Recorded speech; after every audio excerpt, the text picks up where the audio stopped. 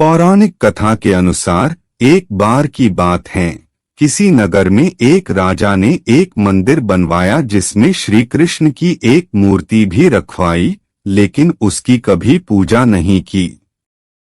पूजा करने के लिए मंदिर में एक पुजारी को रखा गया। पुजारी नियमित कन्हैया जी को नहलाता और बड़ी ही श्रद्धा भाव से उनकी पूजा अर्चना करता।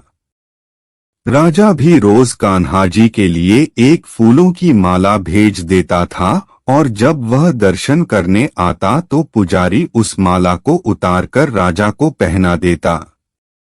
ऐसा करते करते पुजारी की भी उम्र बीत चुकी थी।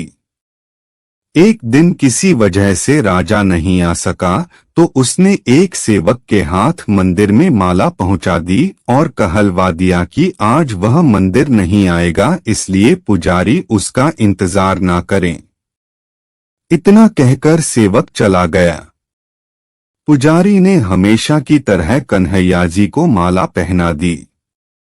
जब शाम हुई तो पुजारी यह सोचने लगा कि माला उतारकर किसे पहनाई जाए।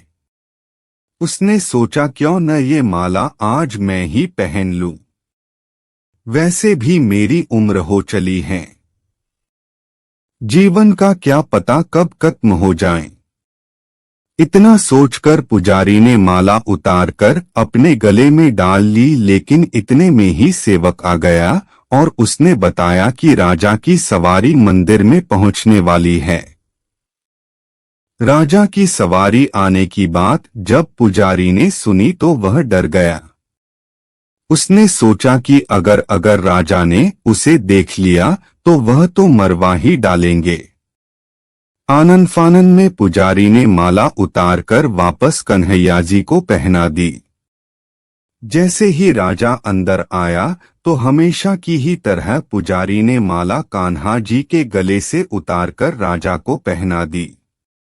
लेकिन माला पर लगा सफेद बाल देखकर राजा समझ गए कि पुजारी ने यह माला स्वयं ही पहनी थी। बस फिर क्या था, राजा क्रोधित हो उठे और उन्होंने गुस्से में पुजारी से पूछा कि माला पर सफेद बाल कहाँ से आया।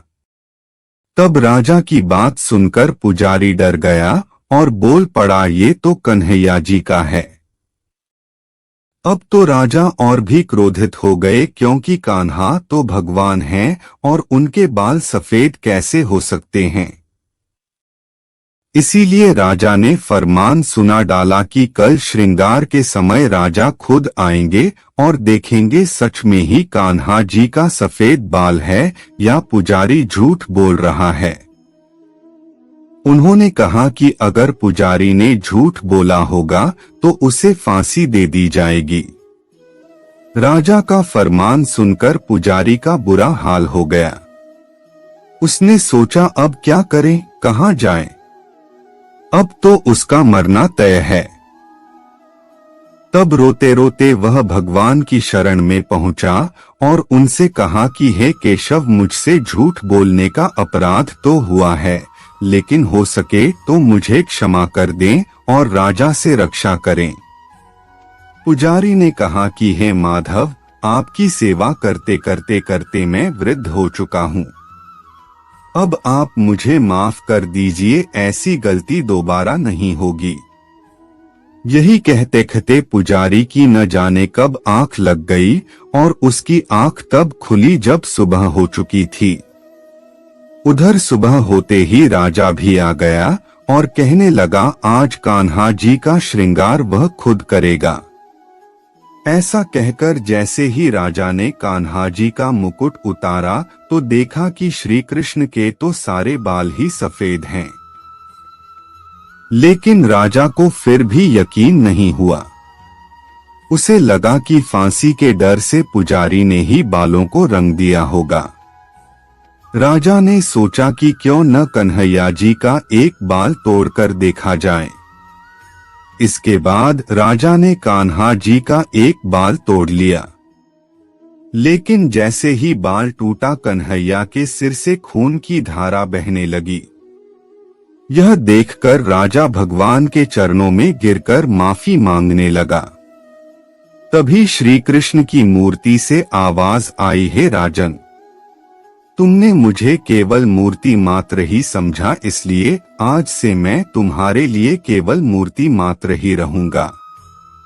लेकिन पुजारी ने सच्चे मन और पूरी श्रद्धा से मेरी भक्ति की है, इसलिए उसकी अनन्य भक्ति को देखकर मुझे अपने बाल सफेद करने पड़े। कन्हैया जी ने कहा कि भक्ति में कभी भी संशय नहीं होना चाहिए और सच्चे भक्त की लाज तो मैं कभी जाने ही नहीं देता।